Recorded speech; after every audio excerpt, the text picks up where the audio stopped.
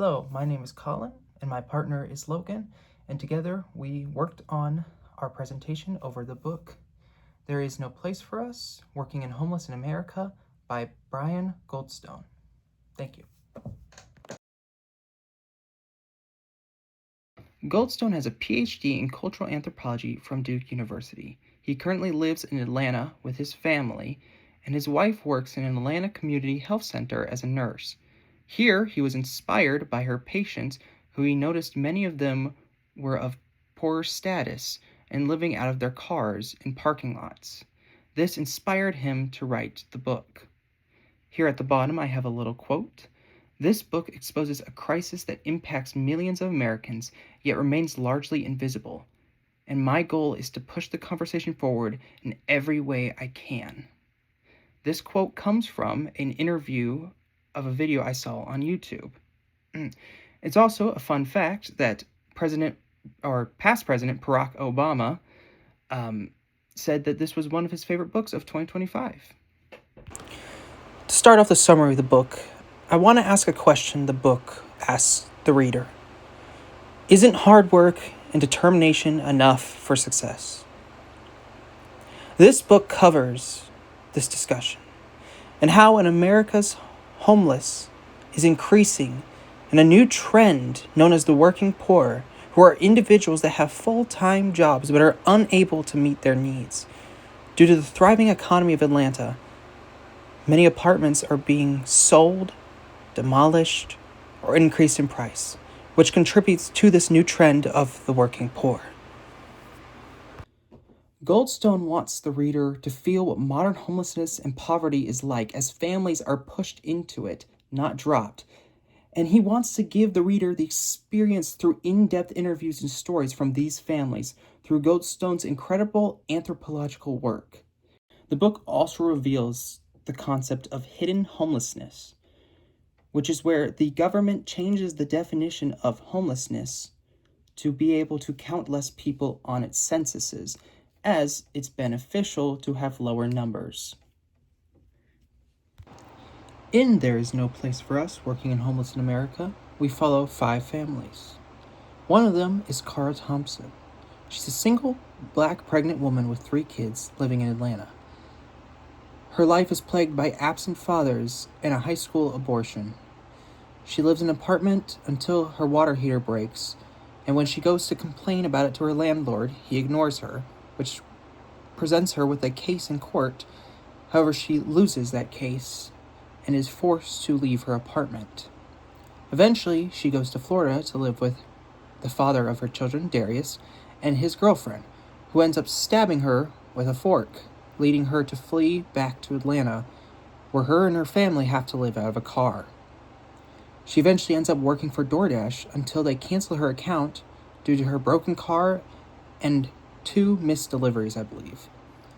She joins Homeless to Homes, which has strict requirements, and they end up giving her apartment to someone else.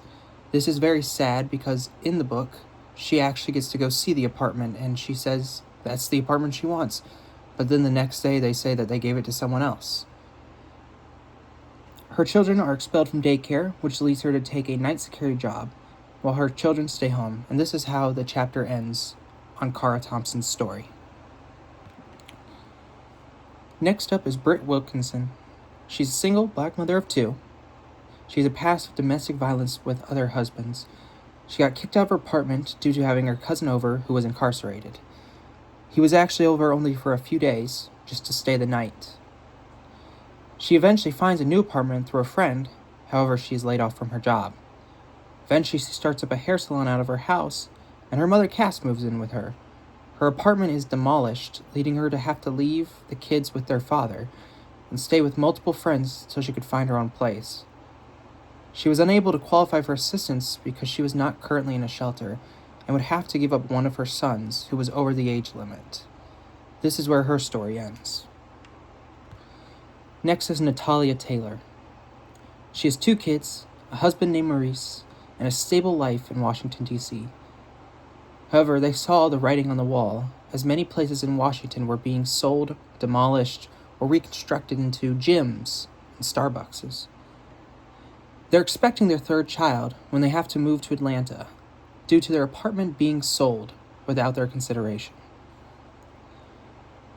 They find it hard to get a new apartment due to an unexpected low credit score, and they are unable to find cheap apartments in Atlanta, so they end up having to buy a luxury complex.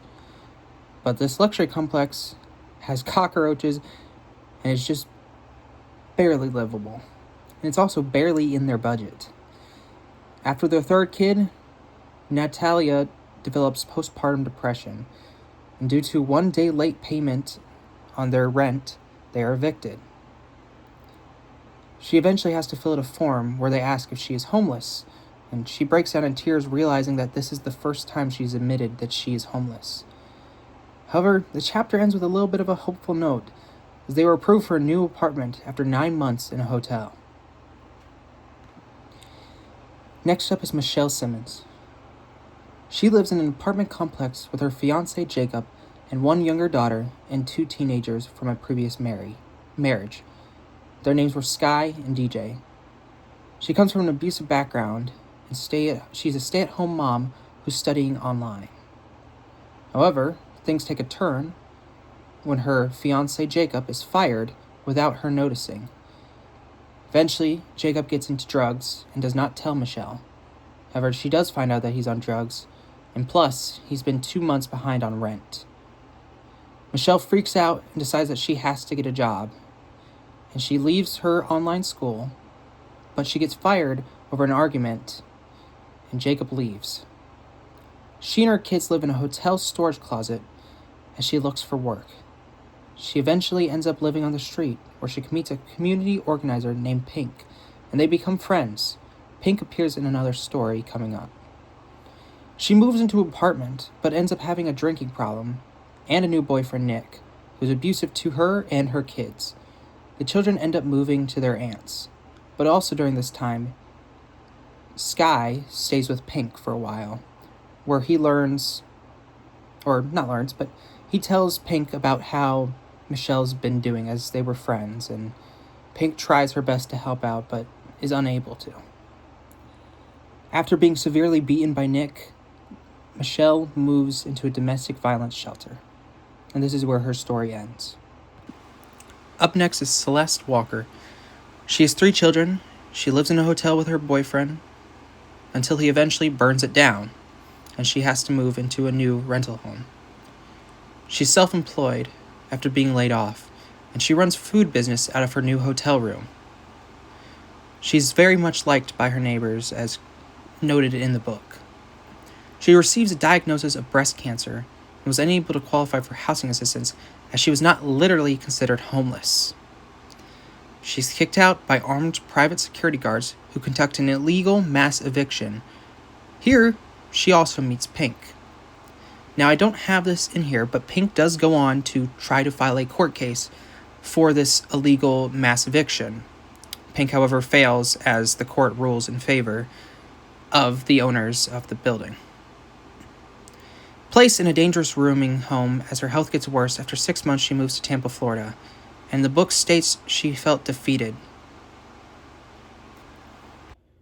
A powerful quote by Goldstone that I found in one of his interviews with a college in 2025 was, "All this suffering is so unnecessary and is so utterly preventable." Goldstone in that same video claims it would only cost $21.7 billion to address this issue of homelessness currently in America, and that on average people with low-income households spend 78% on rent alone. Families are being pushed into homelessness, not dropped, because of the situations they're in, especially in Atlanta, with multiple demolishments and destruction and apartments being harder to find, and the new building of luxury apartments. It's coming at the cost of people being pushed into poverty rather than dropped. The book also addresses these outrageous rent hikes, as income is not rising to meet. Government officials have also political incentive to keep the homelessness census rates down by changing to focus on only literal homeless, which according to them means only individuals who live on the streets or are in shelters. No others match this definition. This is HUD's categories for literally homeless. This is what they use to define people who are considered what they would consider homeless. This goes towards the censuses taken every year to determine how many people are homeless in places like Atlanta. As you can see by their 3 rules, they are very strict and unlenient, very unmoving.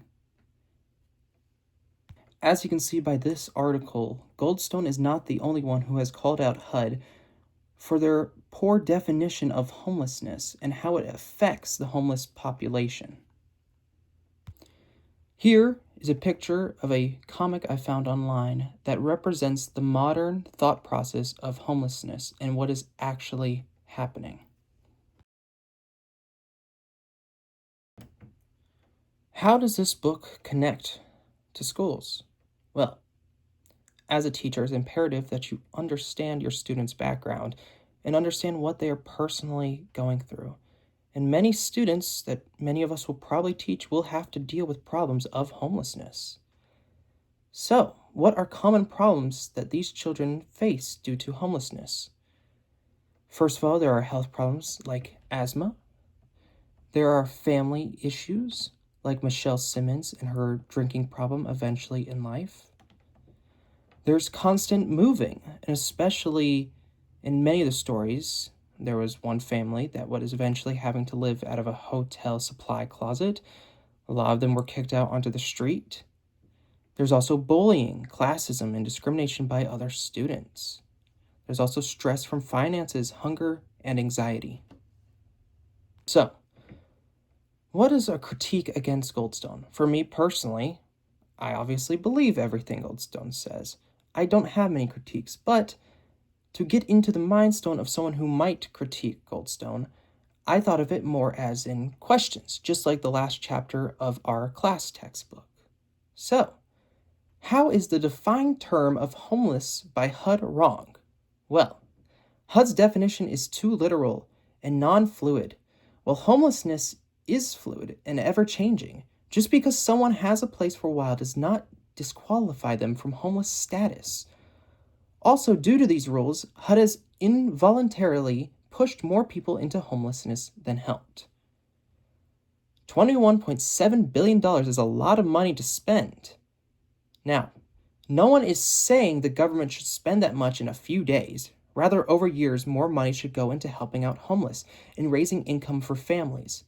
Plus, the government already spends a ton on pointless commodities. Why not give some to helping the people?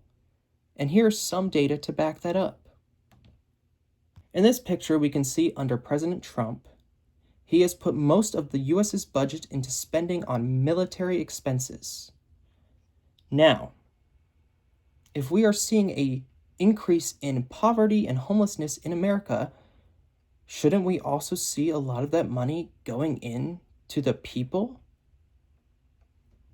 Thank you for watching our presentation. We hope you enjoyed, and we hope you learned a little bit more about the working homeless trend in Atlanta.